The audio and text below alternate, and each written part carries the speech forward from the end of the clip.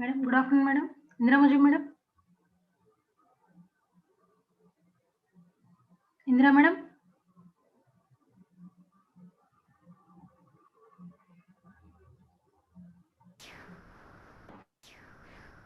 Good afternoon, sir. Ravikumar, sir. Good afternoon, madam. Yes, Swati, you can proceed, Swati. Thank you. Good afternoon to all. I am Dr. K. Swati, Associate Professor, Department of IPT, Padmavati, Mahila, Visvavidyalayam. I am pleased to be here as a moderator for the second day of FDP program, Innovation, Incubation and Entrepreneurship. I welcome to Dr. Ravikumar as a speaker, and I welcome to all the participants. I am so delighted to see here. I thank the coordinator, Indra madam, for keeping this session advanced moderating tools for biomedical application of 3D printing, which is current trending topic needed for development of biomedical tools to use in these pandemic conditions. So, Dr. N.M. Ravikumar sir is Associate Professor in Mechanical Engineering Department at National Institute of Technology, Warangal.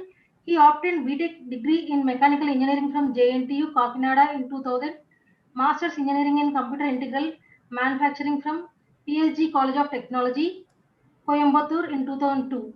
PhD in Mechanical Engineering from Usmania University, Hyderabad in 2011 and postdoctoral research in 3D printing at Milwaukee School of Engineering, USA in 2012. He has supervised more than 30 MTech projects and produced 4 PhDs and guiding 4 more PhD theses. He has published more than 70 research papers in national and international conferences and journals. He has filed 1 international patent and 2 Indian patents in the area of 3D printing. He is instrumental in setting up rapid prototyping laboratory at NIT Warangal. He started MTech program in additive manufacturing in collaboration with Central Manufacturing Technology Institute of Bangalore, first time in India of its kind. He has established a world-class metal 3D printing facility of NIT Warangal under TechUp3 grant. He has conducted more than 15 training programs across the India and trained around 900 participants in the area of 3D printing. He received Young Engineer of the Year 2009 award from the Government of Andhra Pradesh and the Institute of Engineers. He has executed sponsored R&D projects worth of 1.24 crore rupees in the area of 3D printing. He is a life member of ISTE, IE and RPSI societies. He visited countries like Australia, Sweden, Singapore, Finland, France and USA. So with this brief introduction, I invite Dr. Ravikumar sir on behalf of our university, SPMVV and our department, IPT, cordially invite to this session, sir. Over to you, sir. Thank you. Yeah, very good afternoon, one and all. First of all, let me thank the coordinator of this program, Professor Indra Madam, and the moderator for this session, Dr. Swati Madam, for your introduction, and of course the ATAL Academy for sponsoring this event. So let me share my screen. First of all, let me check.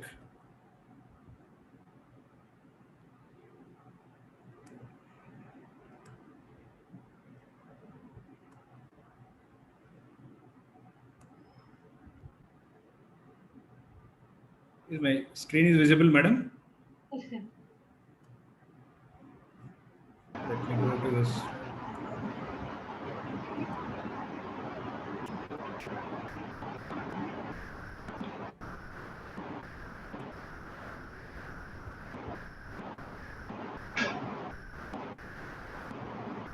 Yeah, are you able to see my first slide, madam? Yes, sir. Yes, sir. Okay, thank you. Thank you. Yeah, very good afternoon, one and all. I may be the odd man out.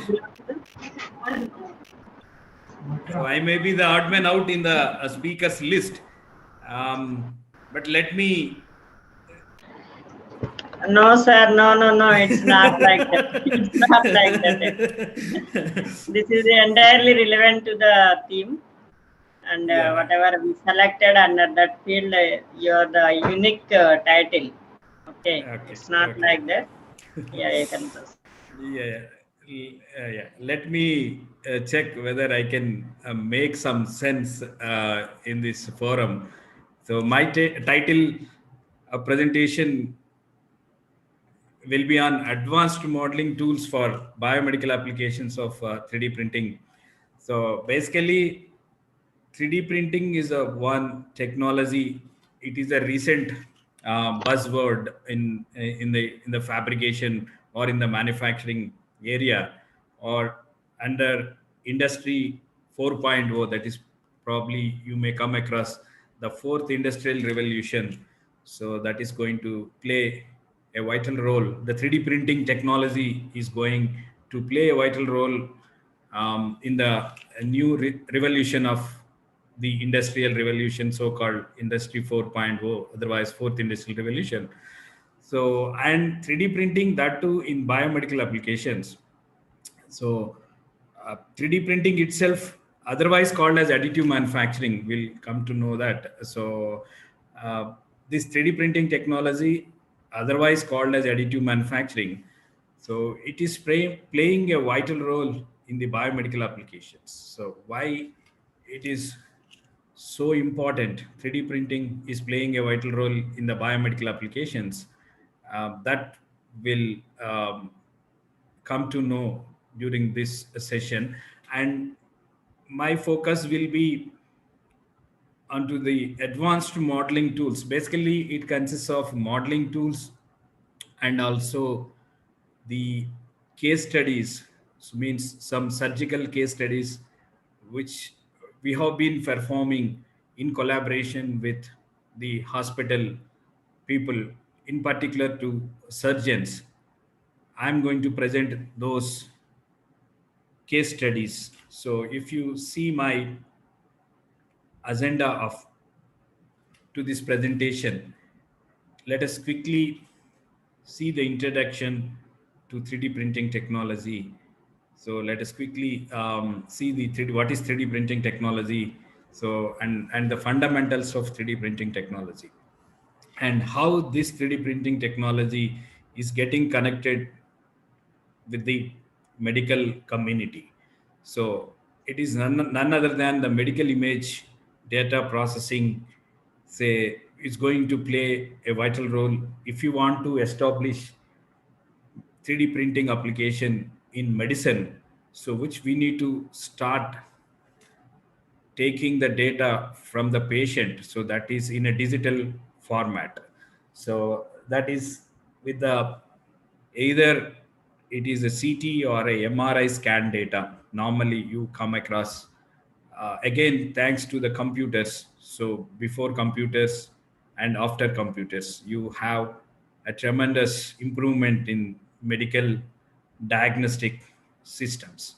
So then this journey of 3D printing in medicine, so it has to start with capturing the data, patient data through medical data acquisition systems. So we'll be focusing on how do you get interface your medical data with the 3D printing technology. So that will focus some of the tools available. Broadly, you have two approaches. So one could be through a medical image data acquisition system, and another system is a reverse engineering system that we'll see. So probably you know the engineering, but the word reverse engineering, it comes. So we'll come to know that. So this is another, the second option, like where you can start interfacing your medical data with the 3D printing technology.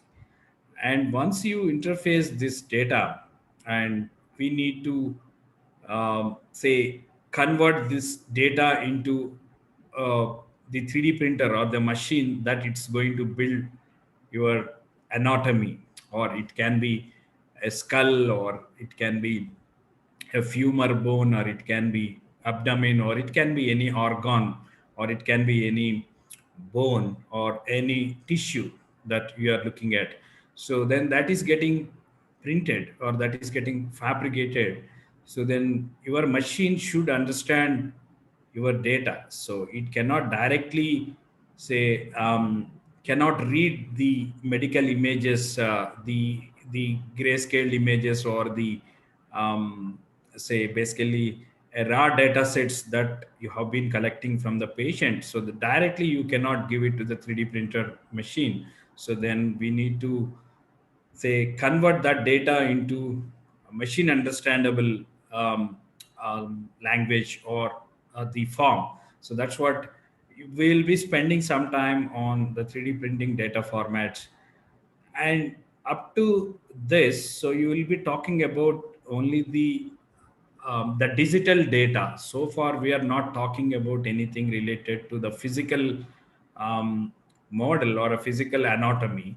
So all these are up to this. So you will be dealing with only the virtual model or a computer generated model or a digital data basically, which you will be focusing. But if you come to next level, so converting that digital data into a physical form, so or a physical model, or that will be um, very encouraging for a surgeon or for a doctor. So where he has to perform some a surgical operations on to the patient, and before performing the operation onto the patient, so he can rehearsal, or he or she can say conduct a mock surgery, or they can rehearsal a surgery on these models, not directly onto the patient um, during the surgery. So that is an opportunity here. So once you fabricate these physical models and aiding for the surgery, or it can be used in several folds. So once you will get a physical model that has been printed from the 3D printing machine, so it can be used for several folds. That will come to know that.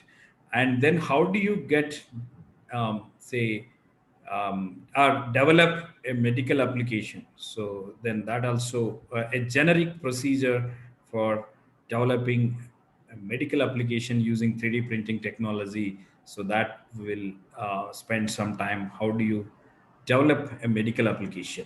So, and then lastly, I'm going to discuss the case studies or some surgical cases, so that we have performed along with the medical doctors or the surgeons. So I'm going to share our experience, um, and how 3D printing technology is helpful. That is the underlying thing here, not the conventional surgical procedure. Like then, wherever you have some difficulty in a traditional surgical procedure, so definitely additive manufacturing or 3D printing is going to play a vital role. That I'm going to explain with our experience or with our personal experience. So collaborating with the surgeons, that I'm going to discuss a few case studies here, maybe around 4 or 5 case studies I'm going to discuss. And finally, I would like to give the future direction of this 3D printing technology, especially in a medical application. So how the future could be. So this is what I have planned for maybe a next 1.5 hour or 2 hours or so. So this is what I have planned for this session. So let us quickly introduce this 3D printing, the term 3D printing, the 3D printing. Probably you are aware of printing, right? So that is typically, if you are talking about printing, so that may be a two-dimensional printing. So normally we have an office printer, or it's a inkjet printer or a laser printer. So that is typically, it prints in 2 dimension. So by default it is a 2 dimensional printing machine. But where this technology is going to print in 3 dimension, right? Say you have length, breadth, and height. So typically you have our office printer, laser printer or inkjet printer. So it prints onto the a sheet of paper. Basically, it's a two-dimensional paper, but where you have a additional dimension. So that's what it's going to become, a three-dimensional printing technology. It's just its extension of your office printer. So yeah, and if you say recollect the names, this journey of 3D printing has started in late 80s, 1988, 89. So during that time, this technology, say, got evolved. So at the time, this technology used to call as a rapid prototyping. So probably if you are from engineering background or any background, you know what do you mean by a prototype, right? So it's a initial version or the first version of the component or the product. So which we need to, say, designer has to validate the design or the product. So then preliminarily he has to make some prototype, so which is of either the same size or reduced size. It may be scaled down or it may be scaled up. So just for evaluating the design. So that was the technology coined. That was the rapid prototyping. So the people used to rapidly make prototypes. So that was the in former name of this 3D printing was rapid prototyping. Or even if you see the transformation of this technology, so prototyping is the area, or it's a domain for a designer, but whereas design is not our goal, where we need to physically realize the product. So means we need to manufacture or we need to fabricate your product. So then this technology got elevated or getting promoted from prototyping scope to the manufacturing scope. That's what it has been renamed with additive manufacturing. So then you may get doubt why this 3D printing. So of course, a common man can understand the terminology of printing rather than a manufacturing.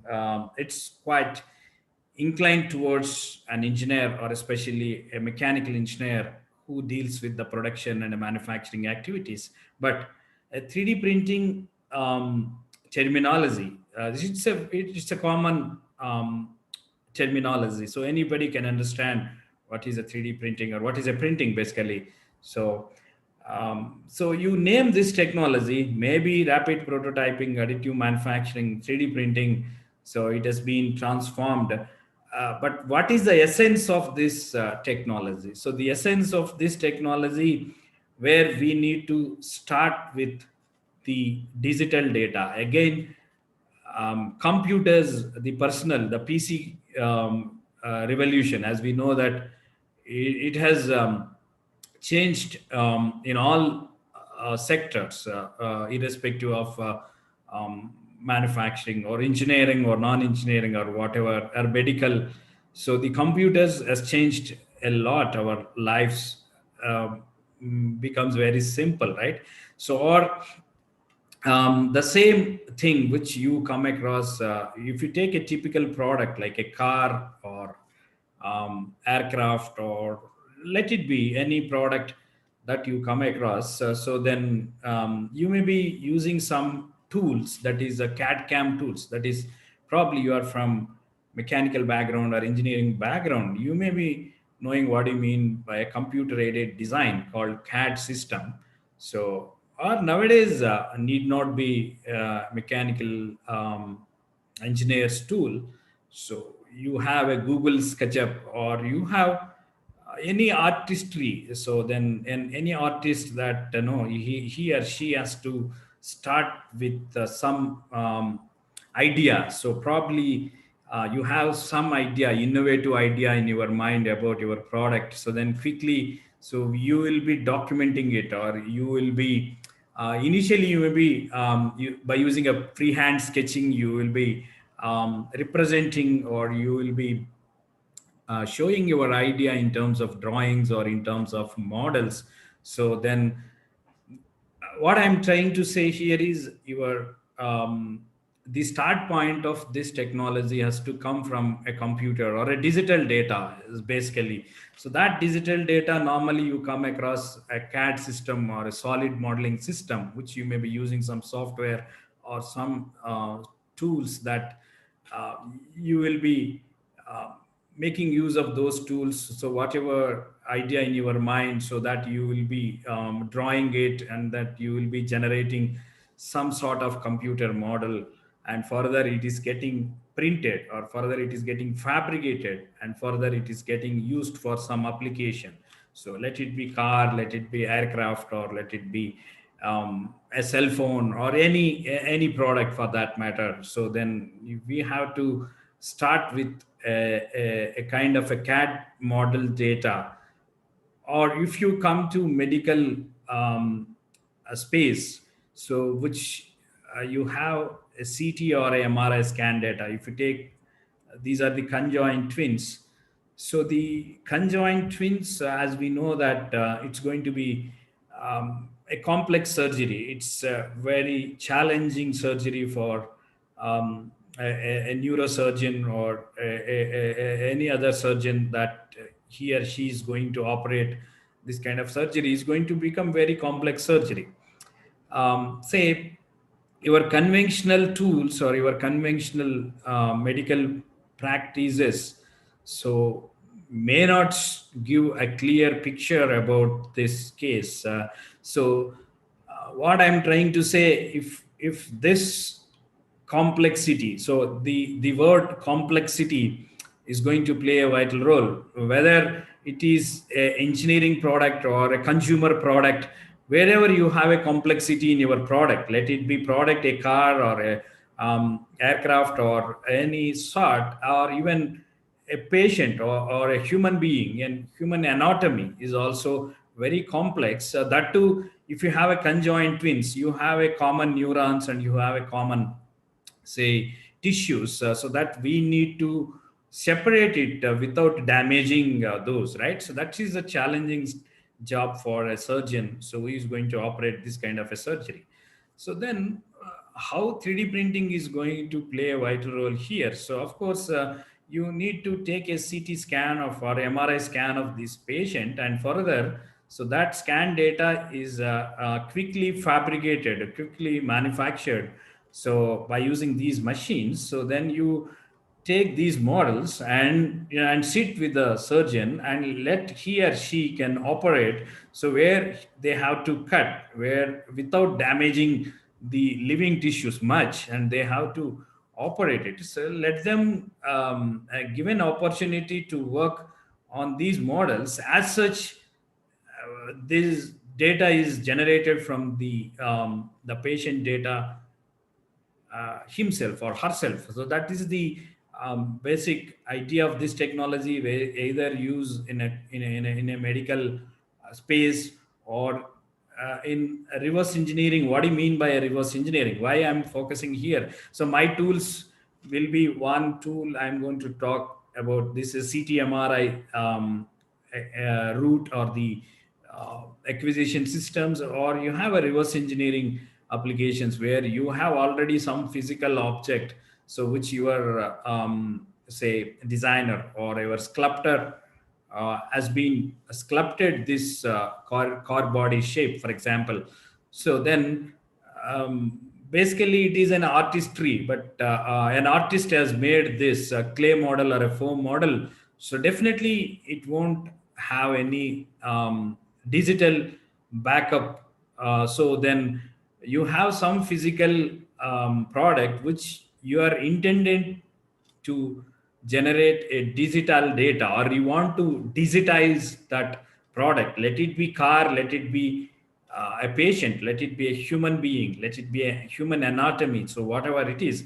So then which we need to reverse engineer it. Why you are calling this as a reverse engineering it? So normally you start with drawing and finally you end with a car. But here you are starting with a car body and then you will be ending with some drawing or some digital model. So that's what you may be calling that as a reverse engineering approach. So anyway, we'll come to that. Then how it's going to play even in a medicine. So then that we'll see. So I hope you might have got some idea what is a 3D printing or additive manufacturing or rapid prototyping. You name this technology with any one of these names which you like. So then say we need to start with the digital data and we need to end with a physical object or a physical product. So let it be product, could be any product. So, and if you see the typical procedure that you come across in any medical 3D printing technology, as we just discussed about the data acquisition. So the data is acquired from the patient through a CT, MRI, or PET, or endoscopy, or digital X-ray, whatever modality which you are going to use it here to capture the human anatomy in terms of images. So those images has been, basically it's a raw data set that you will be gathering from the patient anatomy. So this data or the CT/MRI images, it should be getting processed. Why we need to process it? So which you cannot directly give. Basically, it is a raw data set, which it's a grayscale images, which you cannot understand.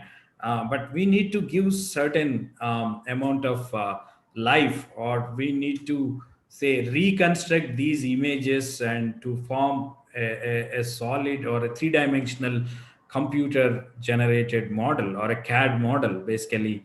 So that should be done by using some medical image processing tools. So then I'm going to focus on some of the tools available for doing this job. So, and once making use of this medical image processing tools, and we can reconstruct these images into a three-dimensional CAD model, and further, now you have a physical. It's not a physical model; it's a computer model. It's a digital model. But my idea is to get a physical model, so exactly how it looks and what is the form, what is the shape, and what is the dimension. I'm going to replicate same thing by using these 3D printing machine. So for that matter, I need to write some code, or simply you're not writing any code literally here. So the computer will automatically generate the layers. Basically, it is getting added the material. Probably, if you come across a workshop practice by chance during your study, so then you may be knowing in a conventional way, you will be removing the material by using some tools like a hacksaw, or by using some file, or by using some sort of tool. You will be removing the material continuously. But in contrast with that, you will be adding the material. That's what's called as additive manufacturing. You are adding the material rather than you are removing the material. So then you will be slicing this data into layers, and that layered data will be sent to the machine. So these codes, which it will automatically generated from the software or the system that you have adopted here to send the instructions to the machine, then that will be sent it here. And exactly the digital data, how you have say processed here, so that is getting replicated in the machine in the form of layers. And that it could be any sort of say your region of interest, maybe skull, maybe limbs, or maybe organs. Maybe now now you might have heard about argon printing or bioprinting, so where even you can print the organs also. So, but let it be, say, uh, say whatever organ or whatever tissue you have been, say, getting captured here, so that is getting replicated here. So, in the form of a physical model or a physical product, so that can be used for your clinical application, maybe some surgical treatment, or planning the surgery, rehearsal the surgery, or you need to design some implant, or you need to design some prosthetic, or you need to make some sort of surgical device, or some guide, or some template to assist the surgery. So you can make use of this data in several folds. That I will try to explain during my case studies. So with the practical um, case studies. So with this, I hope you got some idea what is 3D printing and how it is getting, say, um, interfaced with medical application basically. So with this, we'll move on to some application stuff. So probably the applications, if you see from the source of Wallace Associates, so you can see the different sectors. So how this 3D printing technology has been used here. So you have the consumer products and consumer electronics is 21.8%. So it's a major share, say, that is in terms of some cell phones, or in terms of any consumer electronic or consumer goods or consumer products. So that is 21.8% share. And motor vehicle is 18.6%. That is automobile and automotive, means you have some cars and you have other automotive vehicles. So that is 18.6%. And if you see the third place, it is almost on par with automobile application, that is medical and dental together. So it is 16.4%. And you may come across other applications like aerospace application, um, or even industrial business machines, maybe 13.4%. Academic institutions, this is quite interesting.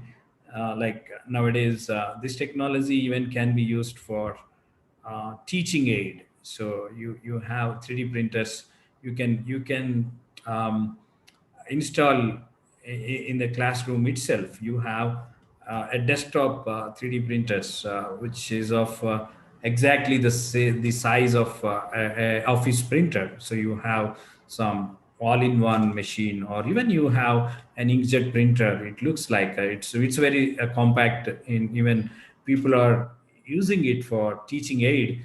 Even academic institutions, they are making use of this technology. It's quite phenomenal in the recent times. And in Indian scenario also, now you have new education policy called NEP 2020. So where even ACT, it is a part of that why we are here in the form of a ATAL course.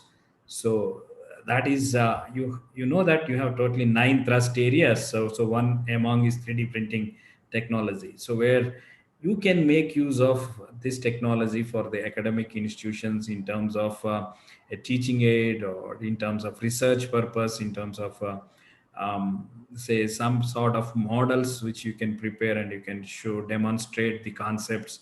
So you have the academic institution usage is also quite phenomenal in the recent times. And you have government, military applications, architectural applications, and other applications. So and right now we'll be focusing only on the medical and dental applications part of it.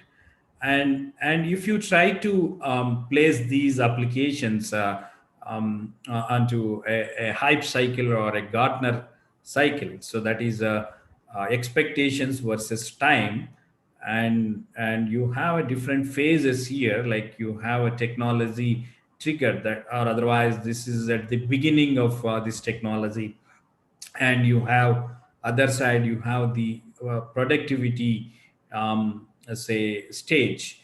So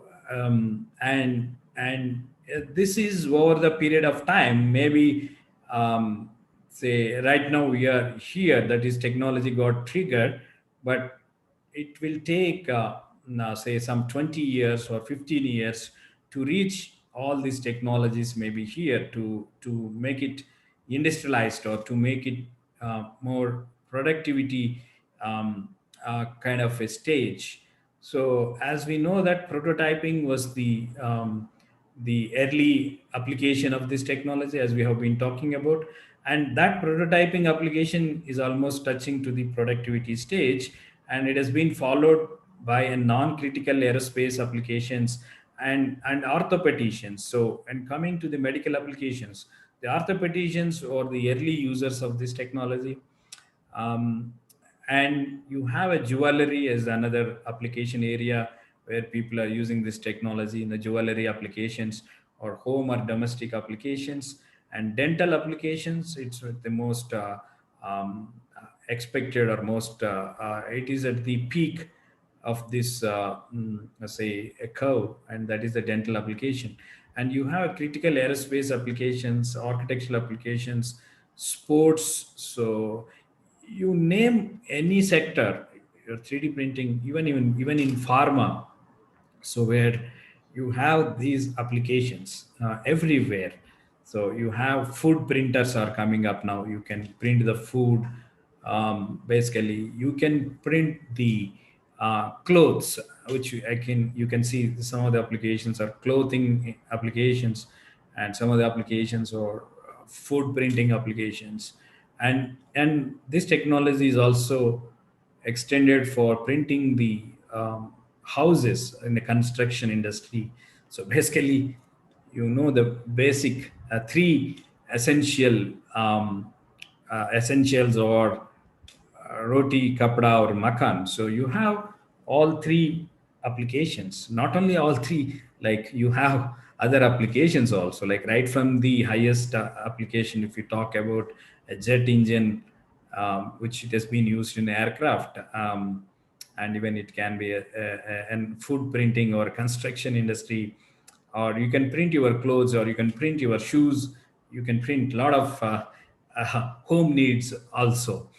Anyway, so you have a wide scope of this technology. Let us confine to our business, so that is medical application. So we have bioprinting applications, like our organ printing applications, that will know that what is the bioprinting or organ printing. And medical research, clothing, construction, as I said, military applications, electronic industry. So it's quite phenomenal in the recent time. So electronic applications of 3D printing also, it is coming slowly, right? So it will be reached at particular point of time, but maybe it may take long time to reach here up to the productivity stage. But it has been triggered in the recent times, these applications, and it is transforming maybe over the period of time to the industrialization or to the productivity phase. So this is the application side, and we will say focus onto our medical side.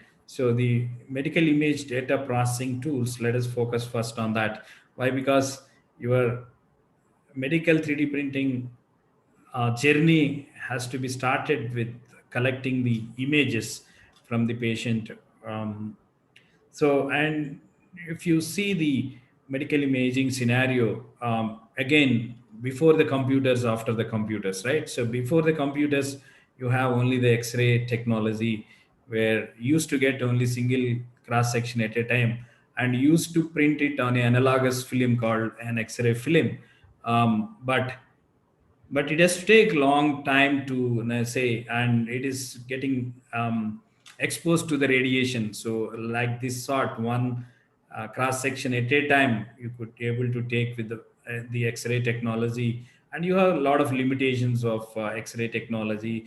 But once computers has came into picture, like you know that computed tomography called CT, and you have a magnetic resonance imaging called MRI.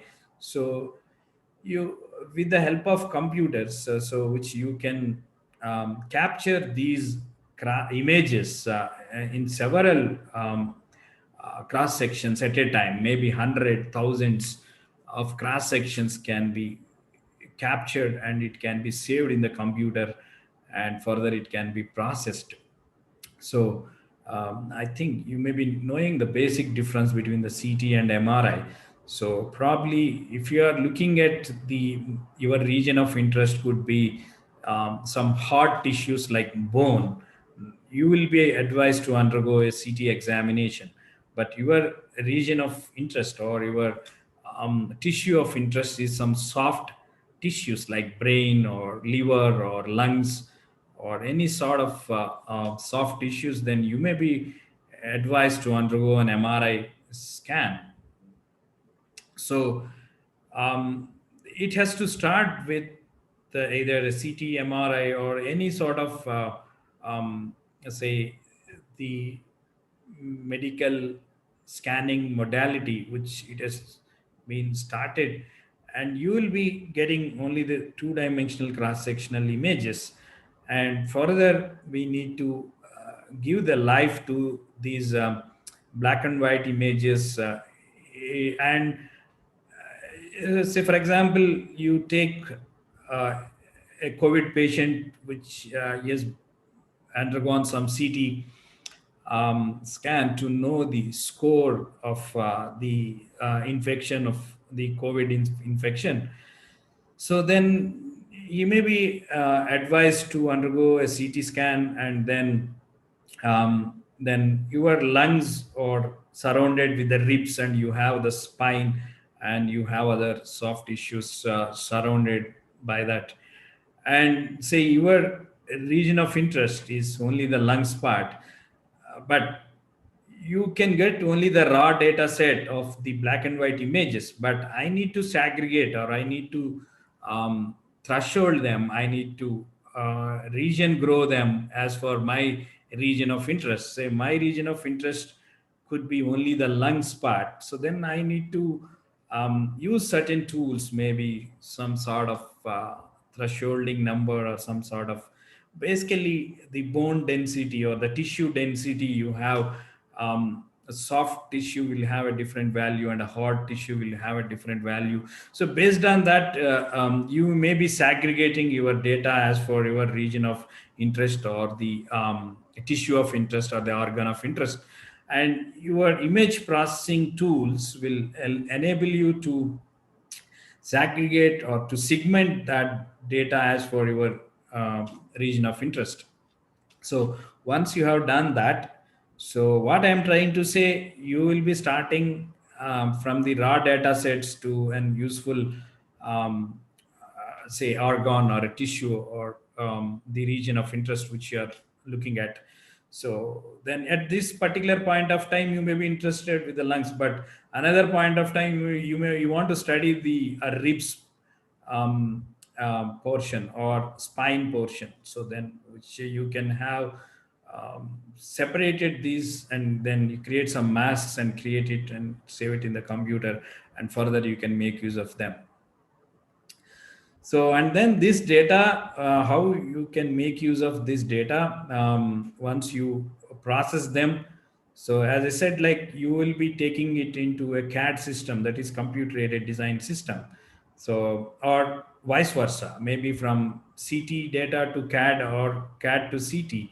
So you will be, why you want to do that? You want to design some customized implant for a particular patient. So then we need to go back and forth to the CAD system and to the medical imaging data. So then you may be interfacing this data with your existing CAD systems or any tools that are available with your organization. And then you do simulate. A surgeon wants to simulate before he goes into the operate actual real-time surgery. Before that, he needs to simulate whatever he has designed, some kind of implant, some femur, or you have the pelvic and femur, say, joint here where he has designed, and he wants to know before he go into the actual surgery, and whether it is fitting properly or not. So you can do a lot of simulations in the computer itself while before going to the actual surgical procedure. And when you do some 3D computer models, and some orthopedician needs to evaluate his implant or some bone, a femur bone is designed implant, and then he or she wants to know whether the it is withstanding the maximum load conditions or not. Probably you may come across some kind of finite element analysis or computational fluid dynamic analysis called CFD for fluid flow. Like you have some neurosurgeon or you have some cardiac surgeon, so they want to know the blood flow. So then your data, the data that is being collected from the CT MRI, so it can be say transferring across different platforms, maybe finite element, maybe computational fluid dynamic analysis, or even if you go one step ahead with the 3D printing technology, you can make a physical models. You have some tumor and you want to say analyze that tumor, or before going to the actual surgery to remove this tumor. And these models are quite handy and quite useful, which he or she can reduce a lot of operating time reduction, and precision got improved. So he or she can come out with some innovative surgical procedure never been done through a conventional surgical procedure. So definitely it is an opportunity for a surgeon to come out with an innovative surgical procedure, or some design validations could be done. So all these can be done with these tools. So whatever I am talking about, these tools or these softwares can be used to make use of this. And somebody is interested, what are the various tools that are available for say doing this job, and then which we have been using a software called Mimics from Materialize Belgium software. And you may have other softwares also which you may come across, 3D Doctor, Simpleware, and you may have other softwares also. And these are proprietary softwares. But if you are looking at some open source freeware, that is 3D Slicer. 3D Slicer is a tool, so you can download it free of cost, and it has almost all the capabilities that the proprietary software is having, like right from the taking the DICOM image. That is, DICOM stands for digital imaging in communication in medicine. So that DICOM images to 3D printable formats, so can be generated by using this 3D Slicer software. So you can just free of cost, you can download, and you can start uh, working on these DICOM images or the CT or MRI images. It has been collected from the CT or MRI scanner. And you may have other softwares also, but particularly if you're looking for some open source software, so this is the software where you can start working on this without spending the money. So it's a freeware. So, and then you have another tools, the reverse engineering tools, as I said, like engineering stands for, say, start with the drawing and end with the product. But reverse engineering, so you start with the product, physical object, and end with a drawing or some CAD or some digital data. So that is your reverse engineering. So what I mean to say here is, so you have a physical object. So that physical object can be anything. So it can be a human being, or it can be a human anatomy, or even it can be a car, or even it can be any product. So you have a physical object or a physical model. So by using some sensors or by using some 3D scanning, so it is exactly like what you have a domestic scanner onto your office desk. What it will do basically, so it will digitize, right? So you'll keep your paper, and just you can close the door, and then just say switch your scanner, so it is getting scanned. But that again, the office scanner is a two-dimensional scanner, but it is a three-dimensional scanner which it is getting scanned, right? So that scanning will be done by using different sensors. It can be a touch kind of a sensor, or even it can be a non-contact like laser, or even it can be a white light scanner. So just it will scan, and you're going to collect that data in terms of point clouds. Means if you touch this probe or this ball onto the surface of the physical object or the model, so you are going to collect those points, and our aim is to reconstruct those points into a single object, a solid model. So then again, you can make use of some tools or softwares available to join these points, and finally say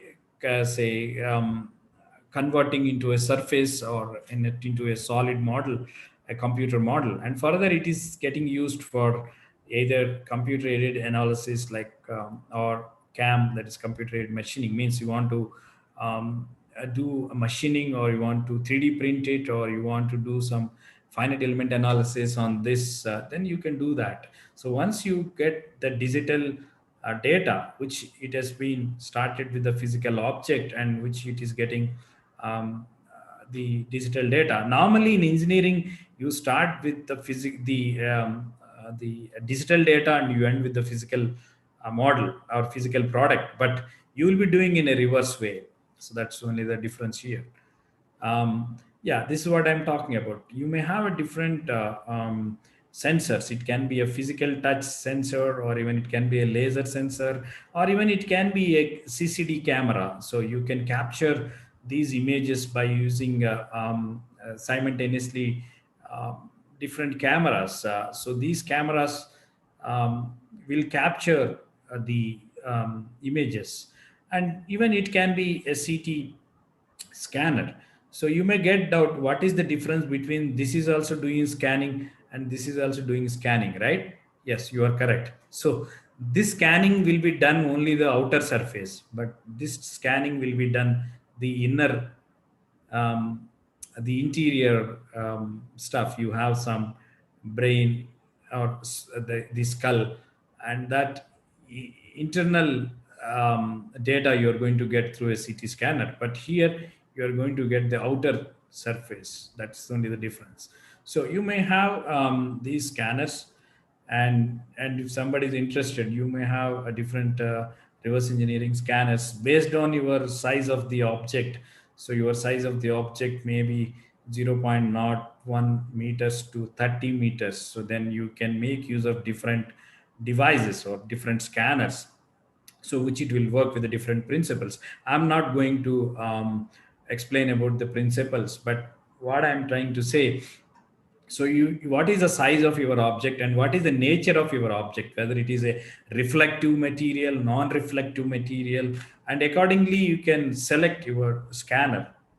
So then these are the scanners available, and then you may use some tools, 3D scanning tools, like you have a Geomagics is one software which it can say convert the cloud points into surface or the CAD models, and accordingly you may have other softwares also to do this job.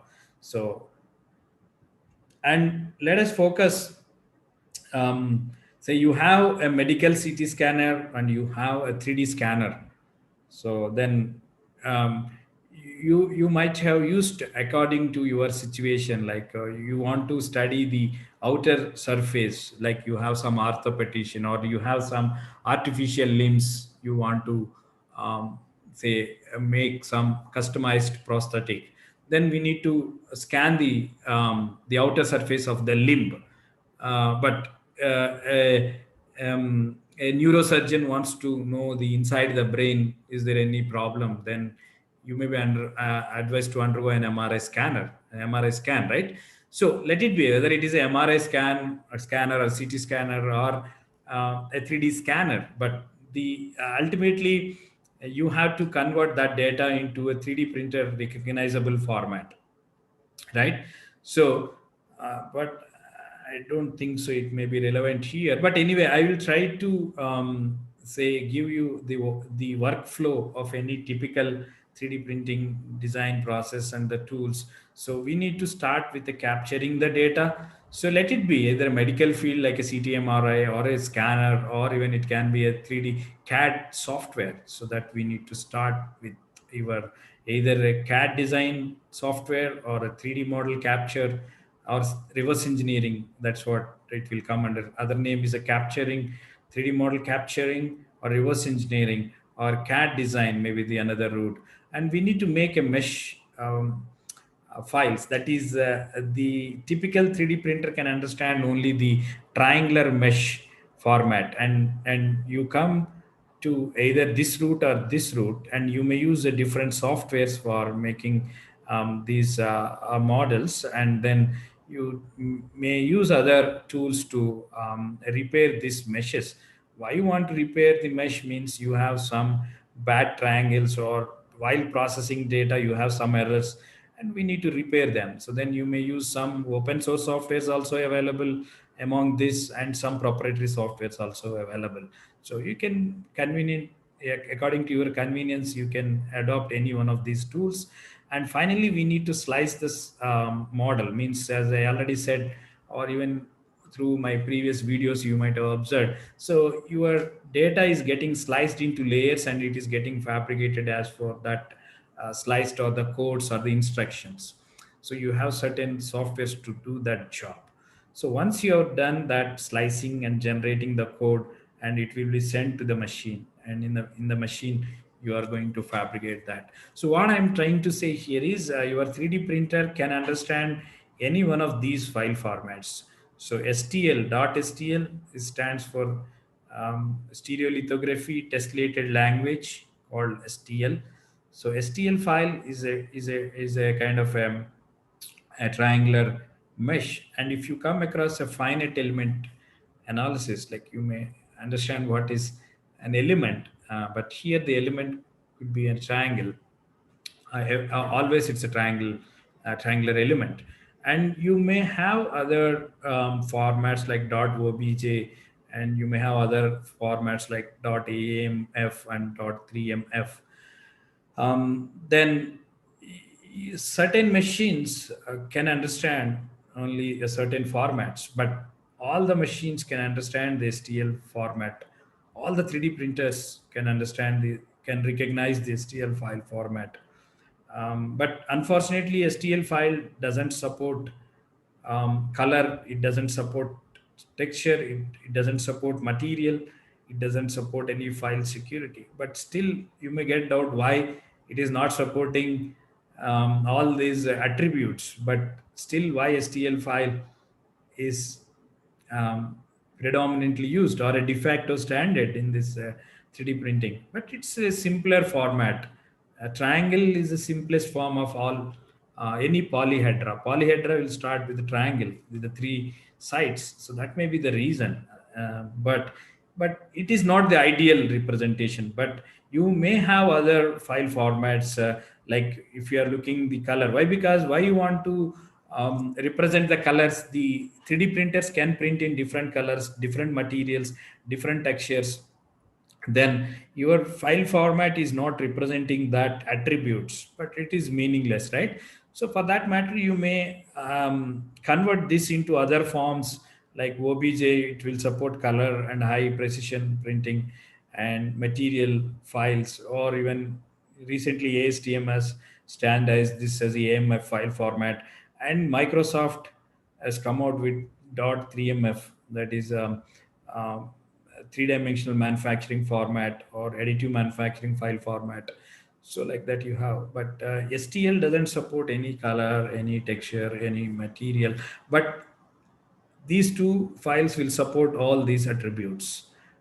So yeah, with this file format, I doesn't want to bore you a lot here. Why? Because if you go inside this, it will be. But anyway, yeah. Then what could be the role of this physical models in medicine? Like, why? So you have a computer model, you have a computer generated model, or you have a virtual model, but why still you need a physical model? Your surgeon, why is looking for a physical model. So definitely a physical model is a physical model which it have touch and feel experience at the area of interest. Say for example, you have a patient who needs some implant here. Obviously, it's not a single person job. Like um, say your oral maxillofacial surgeon is responsible to reconstruct this bone, this zygomatic portion, and your ophthalmologist also play into picture here. Why? Because this eyeball should be kept intact onto this orbital rim portion, otherwise there will be a chance of losing his vision. So what I'm trying to say, these surgeries, any complex surgery or in general the any complexity involved in a surgery, and which a multidisciplinary the sort of surgery. Why? Because an ophthalmologist, oral maxillofacial surgeon, and even neurosurgeon, or maybe most importantly, you want to educate the patient. So then you have these physical models which it has been collected from the CT data, and further it is getting printed through the 3D printing technology. So these physical models, definitely you have a touch and feel, and that confidence levels are high.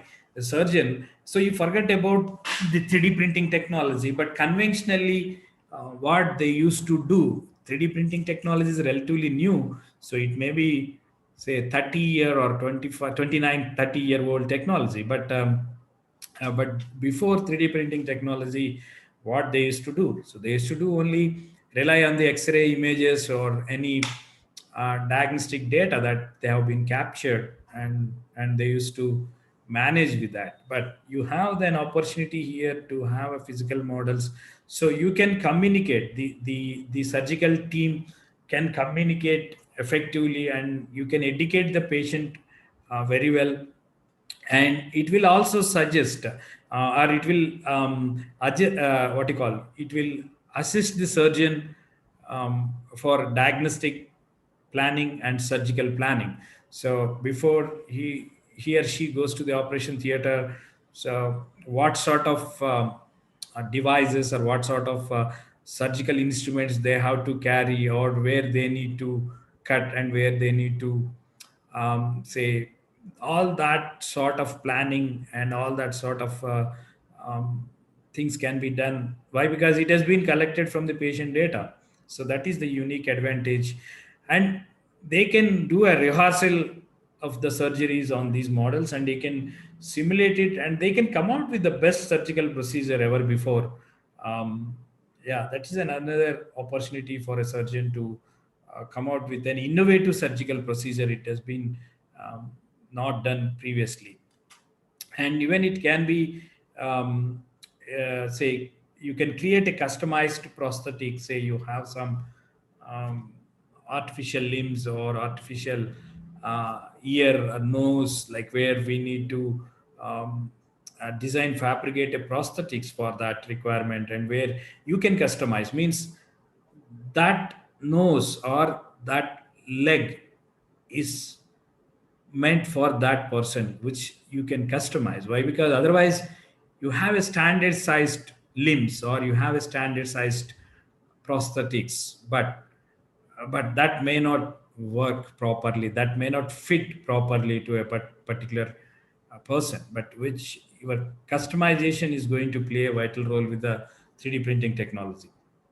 Or even you can accurately place the implants. So you design some implant, fabricated implant, and which we need to place them. Say you have designed some femur, or otherwise you have designed the joint here where your femur ball and this pelvis bone, and you have designed this um, the ball, the femur ball, for example, and this you, in terms of implant which you are going to place it. So the placement, so either it is an femur bone, or a dental bone, or anywhere which it can be. Then I will try to explain all these occasions through my case studies, which I'm going to explain with the help of those. And then how do you get fabricate these models before 3D printing or additive manufacturing? They used to use a subtractive process like NC milling, a CNC technology, or probably any machining through machining they used to do. But the major challenge for conventional machining tools or conventional manufacturing methods. So you have a lot of complexity in terms of geometrical data. Why? Because human anatomy is a God's design, right? So then it's every person is a unique, or within the same person. So you put up age, and you slowly degrade your bone, lose the density. You may have a porous nature in the bones, or so you have, so which we need to say use these technologies. Otherwise you may use some standard solutions, standard sized um, devices that may not work. And that too, these are very complex geometries. Why? Because you have a lot of undercuts inside your human anatomy, and you have a lot of voids, and you have a lot of internal geometries like neurovascular canals. So it will become very tough for a conventional subtractive manufacturing methods. So very difficult to program, very difficult to machine it. But which we have been talking about, 3D printing will make life very simplified way. We do not write any code, just you import your images and your job will be done, right? And even sterilization and other um, issues also, which we need to address during conventional manufacturing methods. But additive manufacturing or 3D printing, um, it will be very easy to do that. And then how do you develop a medical application through 3D printing technology? So that is my let's say idea to explain. So even let me summarize. um, as I said, like you have two occasions. One could be through a CT MRI scanning route. Otherwise, you have a touch probes or a laser scanners. So then you start with either a patient or a dry bone or a cadaver bones or a prototypes, whatever it is, and you will be capturing the data. So the data capture is done either to a scanner, CT MRI scanner, or a laser scanner, and you will be acquiring the data. And if you come to the CTMRI, it is basically a image data. But if you come to the reverse engineering or scanning systems, it will be a point cloud data. And you have a different tools to process here, as I already explained. So you have medical image processing tools, or you have other side as a reverse engineering tools to register your images or the point clouds to process. And ultimately you are going to generate some triangular mesh that is called STL file, which it is very much needed for a 3D printing machine. Or sometimes you maybe work with some web-based applications. Then even you can save it as an VRML format or IGS or DXF format for contours. And then finally you will be making use of some CAD tools or 3D freeform modeling tools to finally make a geometric model or a nerves based CAD model.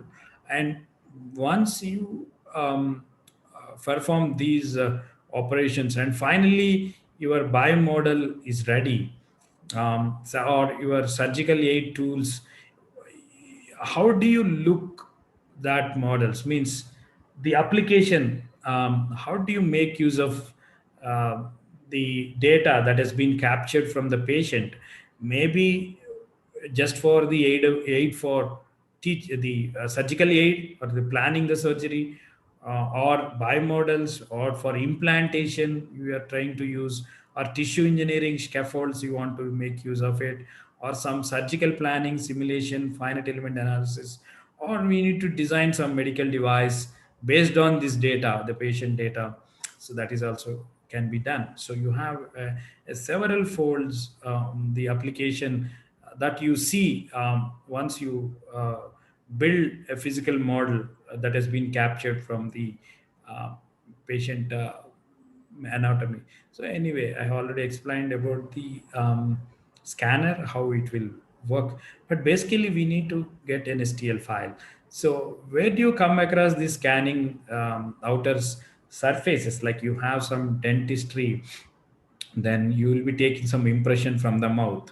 So you have the dentures, or even you have some femoral bones, or you have some artificial limbs where exclusively we need to use only these scanners, but it won't work CT MRI to scan this sort of situations. So you can make use of CT scanner wherever your region of or application, which your anatomy, or even you can make use of this. So then, yeah, and coming to the applications in medicine, like as I said, like implantation. So companies like Anatomics or Jimmers or Stryker, so those medical device manufacturers, so they are looking for this 3D printing technology. The reason is simple. You can mimic the bone, or you can mimic um, any anatomy. So you have a chest implant, or you have a spinal wedge or a spinal cage, which it is going to biomimic the structure. Your tools and your 3D printing machine so can print or can fabricate, or it will mimic the patient anatomy. If it is a bone, or if it is a tissue, or whatever it is, it's going to be mimicked exactly the patient is having. Like you can personalize it, you can mimic all sort of structures. That is the beauty of this technology. As such, you can reproduce it, and then you can make use of some complex surgeries. Some pediatric heart surgeon, he or she wants to operate on months baby or a day's baby, then it will become very complex surgery. So nowadays you have a FDA approved softwares or the tools which will give the clearances and certification for such sort of planning the surgery, or orthopedic casts, like lightweighting structures, like bio-inspired structures, like, or the basically, if you see this structure, it has been inspired by the biology, right? So basically, these sort of lightweighting structures, which it has been inspired by lattices or the biological structures, where it will make a lightweighting for orthopedicians, or even for the drug delivery system. So you can personalize the medicines, right? Say the dosages, or the you have the pills, and you have based on the patient requirement. So then you can customize, or you can personalize as for its requirement. During the You have a personalized drug delivery system through this 3D printing technology. Yeah, you have a plenty of applications, but I'm going to focus only the three areas through my 5 or 6 case studies. I'm going to explain here. That is dental implants, cranioplasty, and maxillofacial surgical treatments. And you may have orthopedics surgeons may be using a total hip replacement, or biomedical devices. People have been using it, fabricating a biosensors or a biomems devices, or microfluidic devices for bioprocessing and bioseparation, and augmented tangible molecular models for research and education.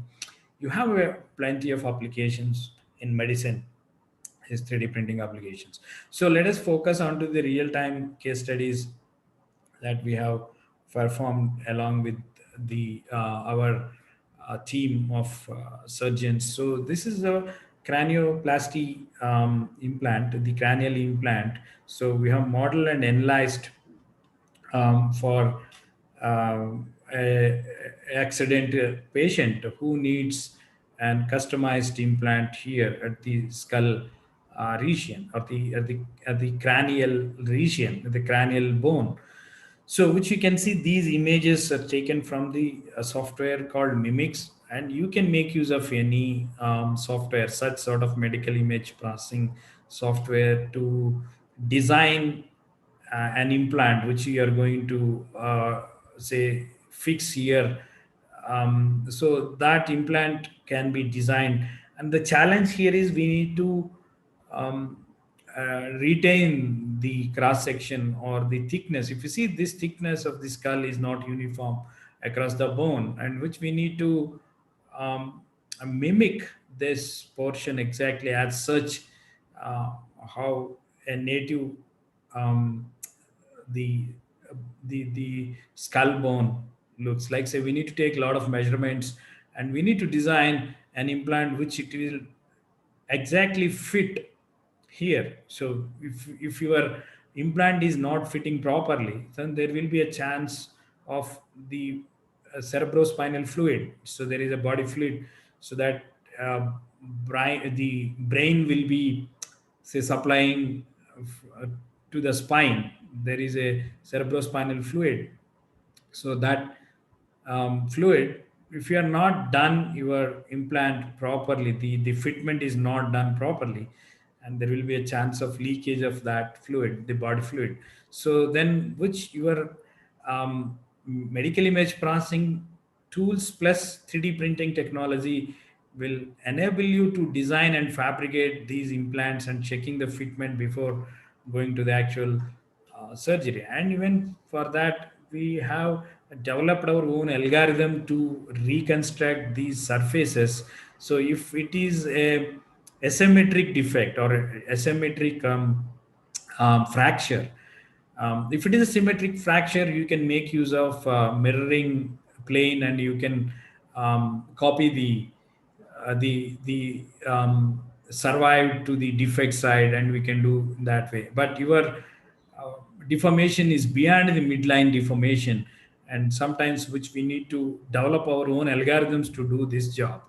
And how do you fix your, or where do you fix your fixation points? So these fixation points, ultimately my implant should be fixed onto the skull bone. So then what is the role of these fixation points? So if these fixation points are not done properly, so the body fluid pressure is not uniform across the implant. So which we need to even ensure that your fixation points and your the pressure as exerted by the body fluid onto this implant should be uniform. And even we need to check for the biomaterial. Just like that, you cannot use any engineering material, but it should be a biocompatible of sort, and it should be getting printed through a 3D printing machine. So, but not all the materials can be printed through 3D printing technology. So then, which we analyze some polymers like either ketone of biocompatible material, and polymethyl methacrylate PMMA, and titanium 64 in the metal alloy. And we analyze deformation and equivalent stresses for this implant. And finally we need to print this implant. And if you see this cranial bone or the skull bone as such, you have a funny kind of a structure. It's not a uniform across the bone. You have the inner bone as a certain zero point 0.8 zero point 0.9 mm thickness, and you have outer bone around 0.5 0.6 mm thickness, and in between you have a spongy kind of porous nature of the bone. Then how do you mimic this bone anatomy through conventional manufacturing methods? Absolutely, it is not possible through a conventional fabrication technology like machining or any sort casting or forging. But definitely 3D printing only can give the customized, personalized in a single go. Basically, it's a sandwich kind of a structure. This sandwich structure can be made in a single go. That is only through 3D printing. Only it is possible. And second case study is how this 3D printing technology is helpful for um, placing an implant.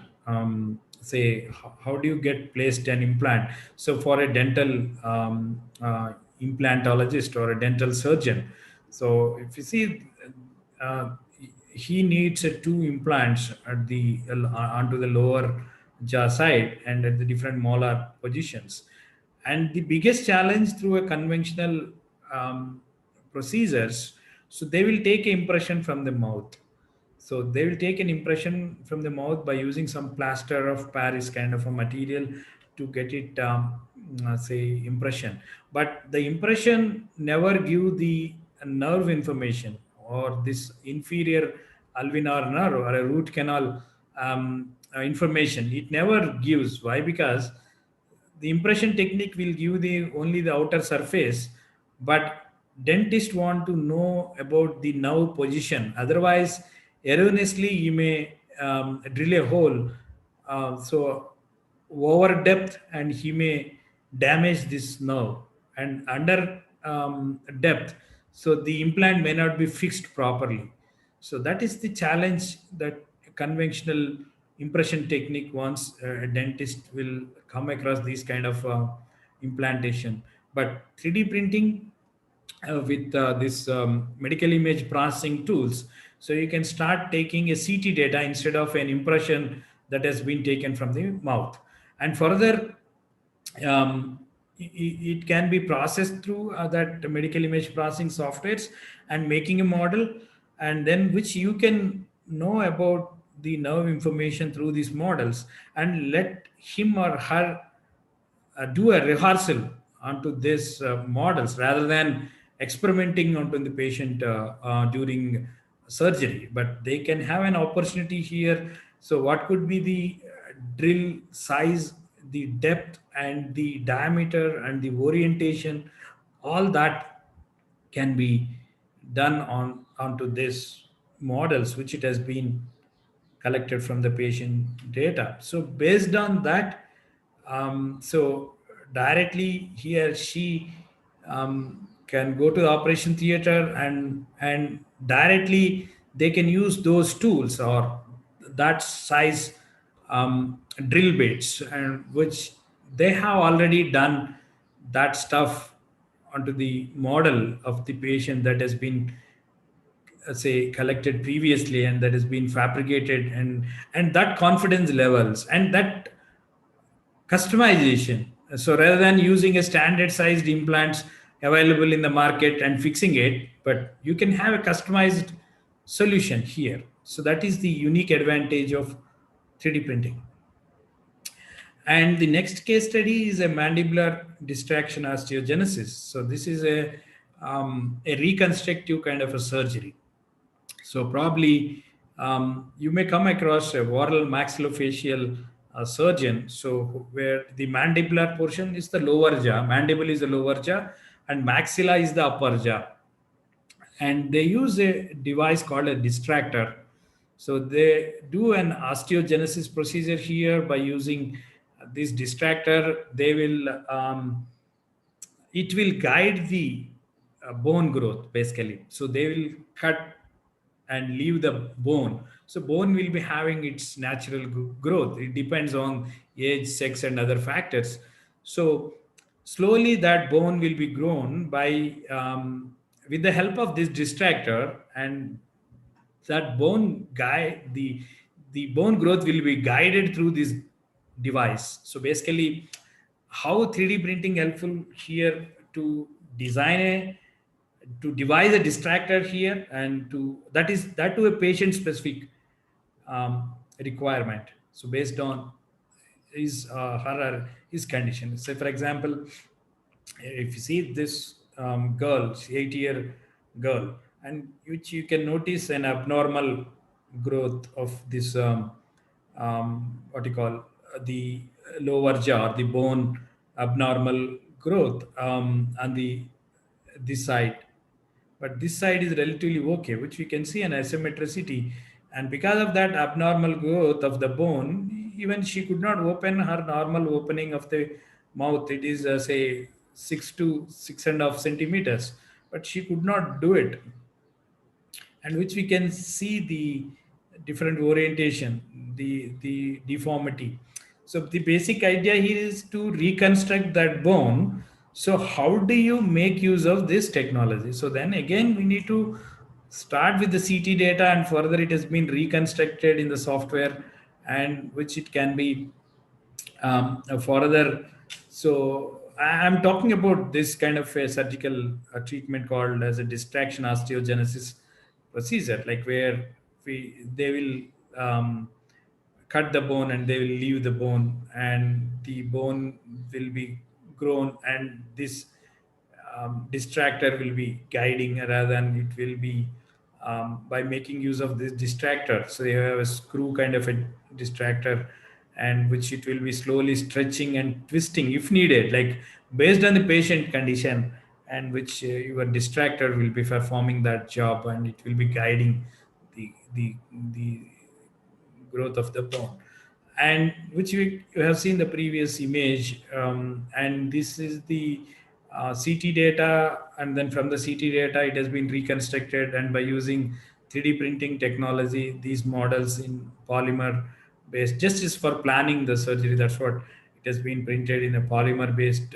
system. ABS plastic or polylactic acid like PLA is the material typically used, but this is a ABS plastic material, and which we can see otherwise, like if a healthy person, he is, it would have been like a circular geometry, but which you can see the abnormality, and which we need to twist this bone. So by using that distractor, how much we need to twist, where which direction we need to twist. So those kind of calculations could be done on this models, and which we can see the healthier side, the ramus height is this much, but whereas you can see the defect side, or the abnormality in the other side, where the ramus is not grown like this, and which we need to stretch this ramus up to this, and which we need to twist this, like we need to bend or we need to twist like this, and we need to stretch this bone, and that transformation may be happen. Yeah, then making use of these 3D printed biomodels, and which you can see, this is the before the surgery, and this is after the surgery, but still you may get some doubt. This side is still, it is not fully confined to the symmetric um, thing. Why? Because the bone growth will be there up to teenage, but it has been overcorrected, and once she turns into 18, 19-year old, she is 9-year old only, so after 10 years, so it should be corrected, but it has been overcorrected right now. So in this way, your 3D printing technology will help to solve these kind of cases. And even the other case here, the fourth case I'm going to discuss here is an eminoblastic fibroma of mandible. Basically, it's a cancer patient. So by uh, consuming the tobacco products, so there is a cancer which we can see here, the cancerous bone here from the X-ray images. And then again, we need to start with taking a CT data um, from the CT scanner, and further it has been processed in the medical image processing tools, and further it is getting printed, and our aim is anyway, cancer bone is cancer bone, which we need to cut that, and then that should be augmented within some implant or some device that it is getting fixed here. So then where we need to cut, how much we need to cut. So we can do such kind of design, say by taking a mirroring option here from the survived to the cancer side, which we can so transform that dimensions from the say survive to the cancer side, and we can design that, and further we can print a model, and further we need to design and fabricate an implant here, and then we need to provide a nerve relieving for this implant. Why? Because you know that alveolar inferior nerve that is passing from this condyle portion, and then it will go and it will touch to the mental foramen, and again it will come to other side of the condyle. So we need to provide a nerve relieving for this implant, and we need to as lightweight as we can design, and even we can make use of a lattice structures here to have a osseointegration between your say native bone to the implant, and that's what you can mimic the lattice structure, or you can mimic the bio structure here, biological structure or cellular structure here. So that is another advantage once you come to the 3D printing technology, where otherwise you cannot fabricate combinedly. Somewhere it is solid, somewhere it is porous. You cannot machine through a CNC or any other sort of machines through a conventional subtractive process, but which you can additively fabricate or 3D print these lattice structures.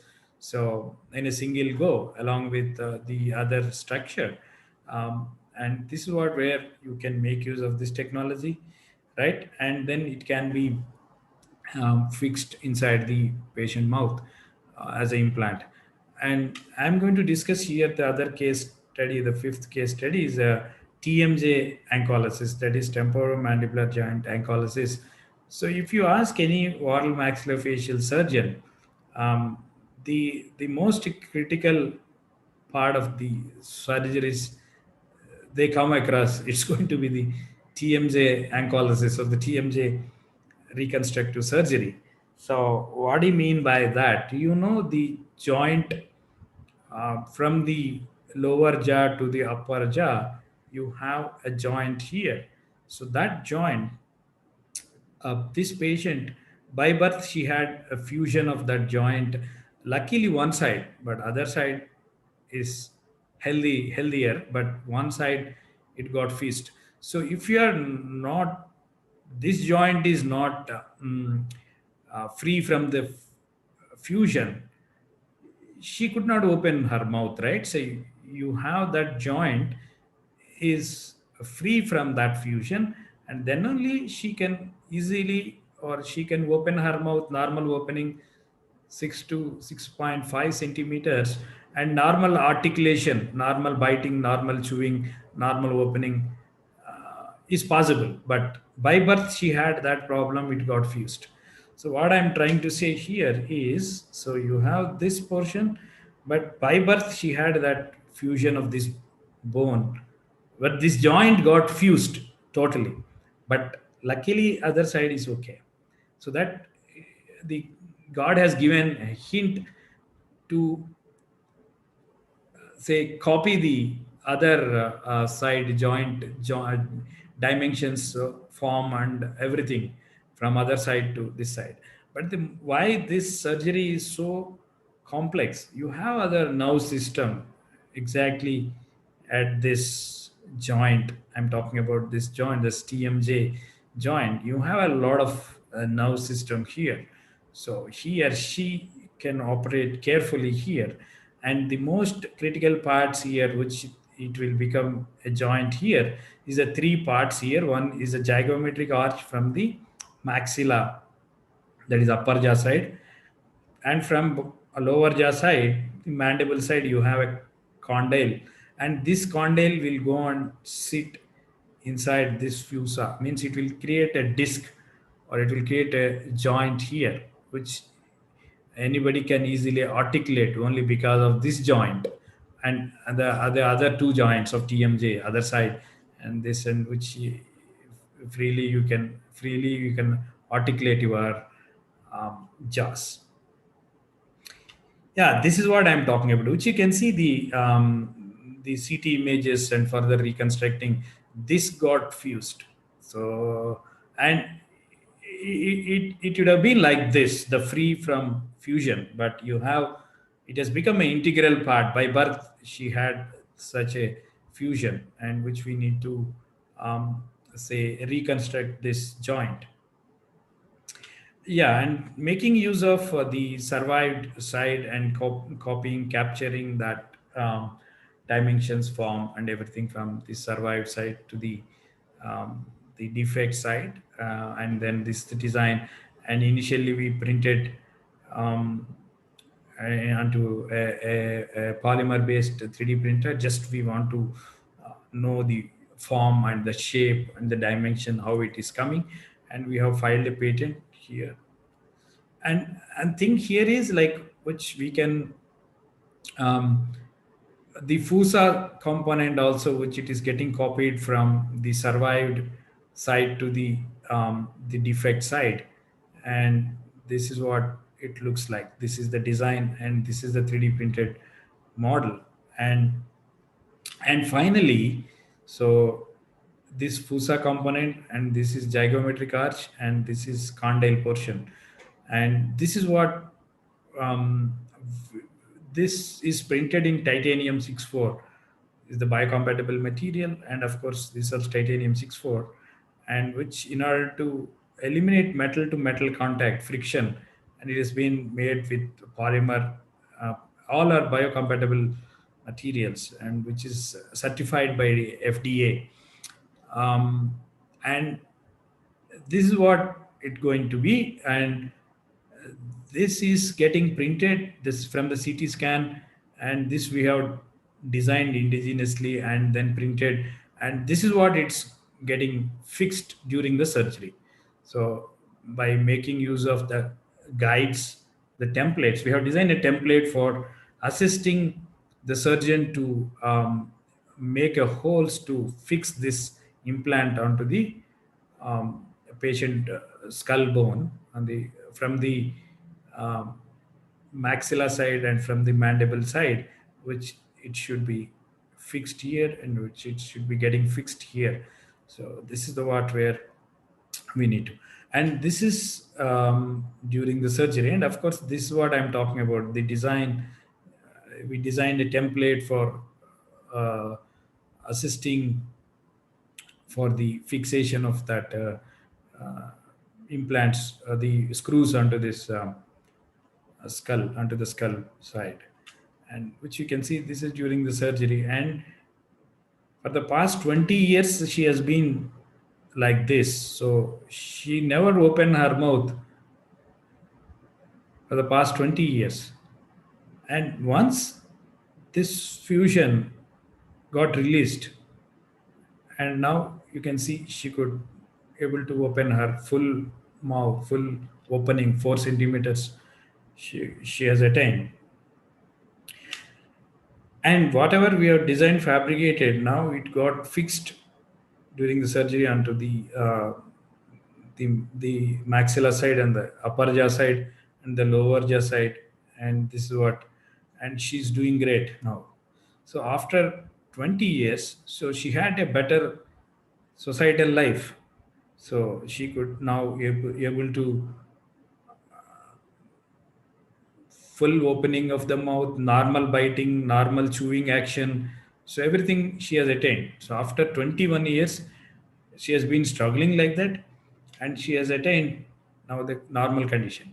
So the technologies like this, so which it will enhance definitely, wherever you find a complexity in the surgery, so definitely 3D printing will become an SOS for such kind of situations. And let me this is going to be the last case study I'm going to present, and this is a basilasio integrated implant. So, and this is an unique implant that a patient incidentally or accidentally why, because this patient met with an accident and he broke his he lost 5 teeth, and along with the bone on the maxilla side, so the bone got damaged and he lost the 5 teeth.